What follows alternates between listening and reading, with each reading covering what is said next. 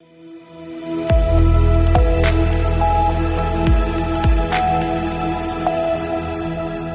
के बाद रुक करेंगे यूपी बुलेटिन की ओर, जिसमें बात होगी आजमगढ़ की, जहां दरियापुर नेवादा ग्राम पंचायत भवन में वाद सुलह द्वारा 4 वादों का निस्तारण किया गया। साथ ही बात होगी ललितपुर की, जहां व्यापारियों का आक्रोश एक बार फिर सामने आया है। ऐसी तमाम खबरों पर विस्तार से करेंगे चर्चा। खबर आजमगढ़ से है, जहां सचिव न्यायालय लालगंज द्वारा दरियापुर नेवादा ग्राम पंचायत भवन में वाद सुलह द्वारा 4 वादों का निस्तारण किया गया। इस दौरान सीओ लालगंज भूपेश पांडे, एसओ महनासपुर मनीष पाल, एडवोकेट प्रदीप कुमार श्रीवास्तव, विजय प्रकाश कोट नाजिर रहे। कार्यक्रम का आयोजक राहुल सिंह प्रधान प्रतिनिधि के नेतृत्व में किया गया। मौके पर प्रधान प्यारेलाल उर्फ मटरू सिंह, प्रधान दिनेश मधेशिया, प्रधान अजय कुमार सिंह, हरिवंश सिंह, धनंजय तिवारी और ग्राम के सभी ग्रामवासी मौजूद रहे। आजमगढ़ से सीनियर संवाददाता सतीश की रिपोर्ट। बहराइच के पयागपुर थाना क्षेत्र अंतर्गत खुटेहना बाजार में शाम ढलते ही चोरों ने रामजी पुत्र साधु राम के घर को निशाना बनाकर खिड़की का कुंडा तोड़ते हुए हजारों की नकदी और जेवरात पर हाथ साफ कर दिया। घटना के वक्त पूरा परिवार खेत में था, जिसका फायदा उठाकर चोरों ने घर में घुसकर वारदात को अंजाम दिया। चौकी खुटेहना से कुछ ही दूरी पर हुई इस घटना से क्षेत्र में भय और आक्रोश का माहौल व्याप्त है। स्थानीय लोगों ने पुलिस की गश्त व्यवस्था पर सवाल उठाते हुए कहा कि अगर समय से गश्त होती तो चोरी नहीं होती। थाना प्रभारी मिथिलेश राय के पदभार संभालने के बाद भी चोरों द्वारा खुलेआम इस तरह की चुनौती देना सुरक्षा व्यवस्था पर गंभीर सवाल खड़े कर रहा है। नाम है राम जी। कहाँ रहते हो? गोपाल भारतीपुर बनकड़ा, थाना पयागपुर। क्या मामला हुआ आज रात में? रात 4 बजे से अब हम काम पर हैं, और वही पीछे से खोल के अपन जो लई के समय लमसम कितने बजे चोरी हुई आपका? लमसम 4 बजे, 4-5 के बीच। हाँ, 3 बजे तो 3:33 दिन में हुई चोरी है? हाँ, दिन में 3-4 बजे के समय। 4 या 5 लमसम कितने की चोरी हुई है? कम से कम मान चलो 15-16 हज़ार लगे। और ज़्यादा रहा लेकिन अब वो चीज क्या क्या ले गए हैं? कुल नकद रुपया ले गए हैं। कितना ले गए हैं नगद?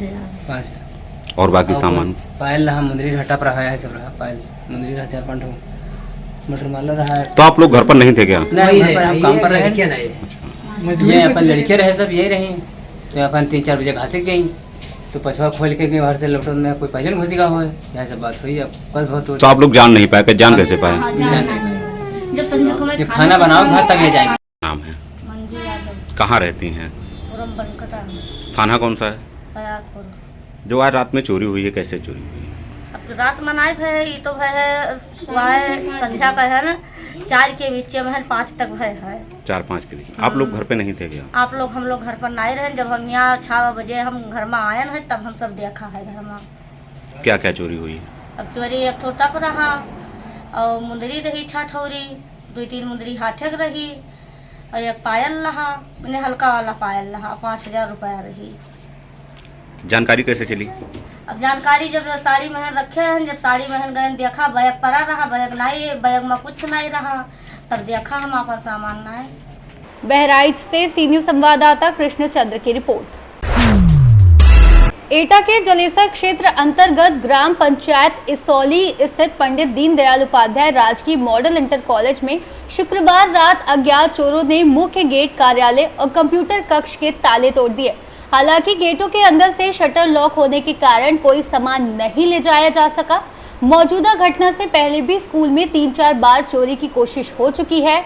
अभिभावकों का आरोप है कि पुलिस ने अब तक किसी चोरी का खुलासा नहीं किया, जिससे चोरों का मनोबल बढ़ा है और चोरी की घटनाएं लगातार बढ़ रही हैं।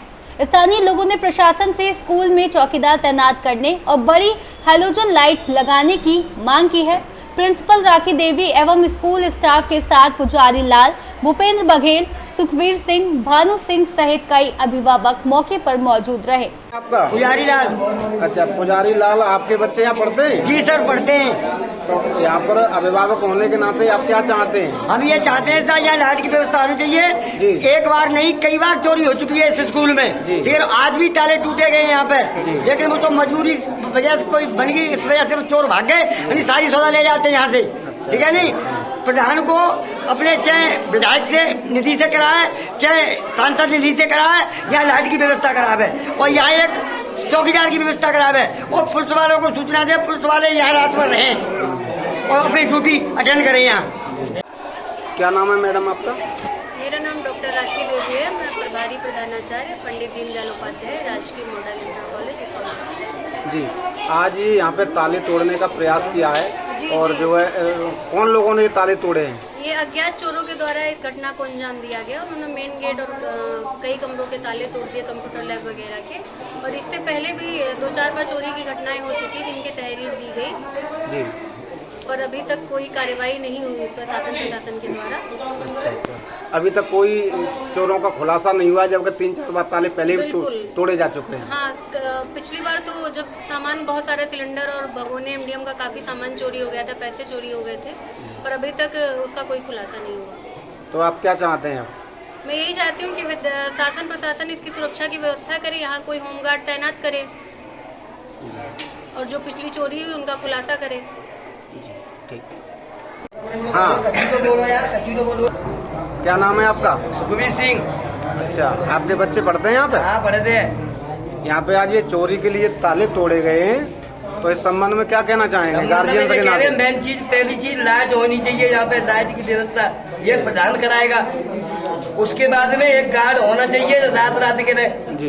ये प्रधान जी का काम है, जो जनता को मतलब उनको काम ना है प्रधान जी पर करेंगे क्या? नहीं, प्रधान ही सब कुछ नहीं होता है। तो फिर एक बात हो, जनप्रतिनिधियों का, सांसद विधायक की निधि से लाइटें आती हैं। तो प्रधान जी तो लिख के देंगे, हमारी सांसद हमारी सुन लेंगे। जी जी जी, क्या विधायक हमारी सुन लेंगे। चलो ठीक। प्रधान क्या नाम है आपका? भूपेंद्र सिंह। अच्छा, यहाँ आपका बच्चा पढ़ता है? हाँ जी। अच्छा, आज यहाँ चोरी हुई है, हाँ जी। तो इस संबंध में क्या कहना चाहेंगे? इस संबंध में ये कहना चाहता हूँ कि यहाँ सबसे पहले तो लाइट होना चाहिए जी। लाइट के अलावा फिर यहाँ पे और चौकीदार भी अवेलेबल होना चाहिए यहाँ पे। सबसे समस्या तो यही है कर रही सबसे, समझे। और बाकी यहाँ CCTV कैमरे भी चालू होने चाहिए। ठीक है सर। हाँ, और यहाँ पर लाइट वाइट की जो ये सब कर्तव्य तो प्रधान जी का है ना, प्रधान जी लगवाएंगे लाइट यहाँ पे। कौन लगवाएगा लाइट? नहीं, लाइट तो सांसद और विधायक निधि से आती है ज्यादातर। तो एक बार लाइट तो यही रहेगी, पर लेकिन प्रधान जी को भी तो लिख के देना चाहिए। हमें क्या जानते हैं तो देना तो प्रधान जी को लिख के देना, और प्रधान जी को पहली बात यहाँ आना चाहिए स्कूल में, तो पंचायत का स्कूल है। तो किसी ने जानकारी दी है प्रधान जी अभी तक ना आए यहाँ पे? अच्छा अच्छा, ये कोई तरीका है? नहीं, प्रधान को किसी ने जानकारी दी, फोन किया है? ये जानकारी तो करी होगी, ऐसी बात ना आपने तो नहीं किया होगा। पूरे क्षेत्र में हल्ला हो गया, प्रधान को नहीं मालूम कीजिए स्कूल में हमारे स्कूल में चोरी हुई है, पूरे क्षेत्र का आदमी इकट्ठा आया, प्रधान जी को पता ही नहीं चला। प्रधान जी को कॉल कीजिए, प्रधान जी आएंगे यहाँ पे। एटा से सी न्यूज संवाददाता लखन यादव की रिपोर्ट। ललितपुर जिले के व्यापारियों का आक्रोश एक बार फिर सामने आया। जिला उद्योग व्यापार मंडल के दर्जनों से अधिक व्यापारियों ने शनिवार को उप जिलाधिकारी को मुख्यमंत्री योगी आदित्यनाथ को संबोधित ज्ञापन सौंपा। व्यापारियों ने शहर के मुख्य मार्ग पर हो रहे सड़क निर्माण कार्य और नगर पालिका द्वारा मनमाने ढंग से टैक्स थोपने को लेकर कड़ा विरोध जताया है। व्यापार मंडल पदाधिकारियों का आरोप है कि ललितपुर की मुख्य सड़कों पर डाली जा रही सड़कें मानक के अनुरूप नहीं है। निर्माण कार्य की गुणवत्ता बेहद खराब है और भविष्य में ये सड़कें जल्दी ही टूट फूट जाएंगी। व्यापारियों ने चेतावनी दी कि यदि जल्दी सड़क निर्माण कार्य की गुणवत्ता सुनिश्चित नहीं की गई और नगर पालिका के अनुचित टैक्स वापस नहीं लिए गए तो व्यापार मंडल एक बड़ा आंदोलन छेड़ने के लिए बाध्य होगा। ज्ञापन देने पहुंचे व्यापारियों ने कहा कि सरकार ईज ऑफ डूइंग बिजनेस की बात करती है, लेकिन जमीनी स्तर पर व्यापारियों को परेशान किया जा रहा है। जिला उद्योग व्यापार मंडल की तरफ से 2 ज्ञापन दिए गए। एक ज्ञापन तो जो हाल में जो मेन रोड डल रही है घंटाघर से लेके नेहरू महाविद्यालय तक, इसका हमारा विरोध जो है जो मानक के अनुसार है इसमें काम नहीं हो रहा है, क्योंकि रोड के ऊपर रोड डाल रहे हैं और रातों रात ये डाल रहे हैं। तो हमारा जो व्यापारियों की दुकान है वो बहुत नीचे हो रही है। इनका व्यापार बरसात में कम से कम 6 महीने समाप्त हो जाएगा। व्यापारियों के लिए अपने घर बच्चों के पालना मुश्किल हो जाएगा, ऐसा समय आने वाला है। क्योंकि ये कभी होता नहीं है कि रोड के ऊपर रोड डाल दो और दुकानें बहुत नीची हो जाएं, ना ग्राहक जा पाएगा, पानी भरेगा दुकानों में, पूरा माल खराब होगा और दुकान हमारा चौपट हो जाएगा। तो हमारी मांग है प्रशासन से कि एक तो रोड मानक के अनुसार डालें, उसकी गुणवत्ता ठीक नहीं है। जहाँ जहाँ रोड डल रहे हैं आप भी देख रहे हो कि जहाँ जहाँ रोड 1 साल के अंदर उखड़ के खराब हो जाते हैं और गड्ढे पड़ जाते हैं। पिछली लोग बता रहे हैं पिछले 20 साल में 4 बार रोड डल चुके हैं, तो हमेशा में उसी पर डाल ऊँची हो गई रोड पहले से। तो हमारे जो मानना है कि रोड खोद कर डाले जाए, जो मानक है उसके अनुसार डाले जाए। दूसरी मांग हमारा ज्ञापन ये है कि जो नगर पालिका द्वारा कई प्रकार के टैक्स व्यापारियों एवं आम जन पर थोपे गए हैं, जैसे 40 रुपये प्रत्येक घर वालों को कूड़ा फेंकने का दिया जाएगा महीने, उसी प्रकार दुकानों में जबकि कूड़ा कम निकलता है उसका 250 रुपया है, टेंट हाउस पे 2000 रुपये महीने है, क्लिनिक पे 1000 रुपये महीने प्रति माह है। ऐसे उन्होंने कई प्रकार के टैक्स 2019 में अपने गजट पास करा के उन्होंने जून में लागू कर दिए। ना किसी से कोई वो मांगी कि इसमें कोई अपना सुझाव दे, अपनी आपत्ति दे, जबकि बिना आपत्ति के कोई नगर पालिका को पास नहीं करना चाहिए, लेकिन मनमानी चल रही है। और वहाँ के जो मेन बात तो ये जो वहाँ के पार्षद हैं उनको भी जानकारी नहीं है कि नगर पालिका 358 नंबर वो प्रस्ताव नंबर है शायद, वो कौन कौन से इनमें टैक्स लगा रही है, उन्होंने थोप दिए और तत्काल प्रभाव से लागू करने जा रही है।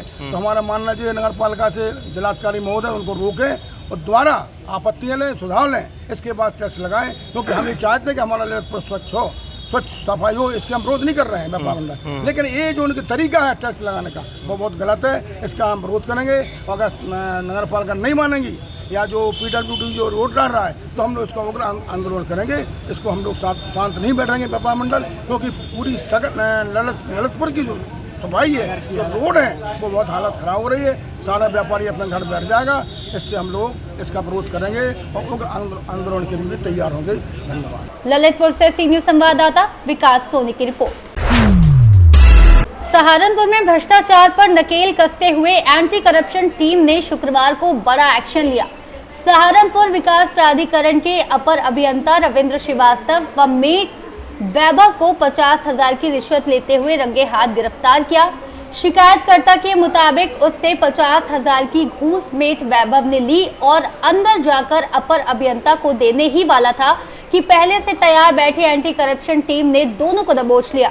गिरफ्तारी के बाद दोनों को थाना सदर लाया गया। इस कार्रवाई के बाद SDA में हड़कंप मच गया।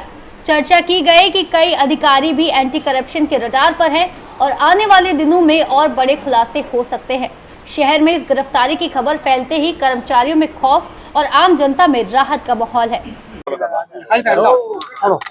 मयंक पांडे है। पूरा मामला ये है कि मैं बर्धवान कॉलोनी में अपना एक मकान बना रहा हूँ, जिसमें मैं जेई साहब से नक्शे के लिए बात किया तो उन्होंने कहा कि ये 100 गज से कम है, इस पे बनाने नक्शे की जरूरत नहीं है और तुम मुझे पैसे दे देना। 1 लाख रुपए की इन्होंने डिमांड करी थी, जिसमें आज का 50,000 रुपये देने का वादा था और 50,000 रुपये हम आज इनके कार्यालय में देने गए और एंटी करप्शन की टीम ने इनको पकड़ा। क्या क्या नाम है इन लोगों के? इनका जेई साहब का नाम है रविंद्र श्रीवास्तव और जो इनका सहायक चतुर्थ कर्मचारी मेट जिसे बोलते हैं उसका नाम है वैभव। 50,000 रुपये आपने दिए हैं? मैंने दिए हैं। आदि लोग पकड़े गए हैं। क्या कार्रवाई अब इन पर हो रही है? अब वो तो विभागीय कार्रवाई जो विभाग करेगा वो करेगा। सहारनपुर से सीनियर संवाददाता शाकिर राजपूत के साथ सलमान अली की रिपोर्ट। यूपी बुलेटिन में फिलहाल के लिए इतना ही। बने रहिए सी न्यूज़ भारत के साथ। हर खबर आपके साथ, आपके हाथ।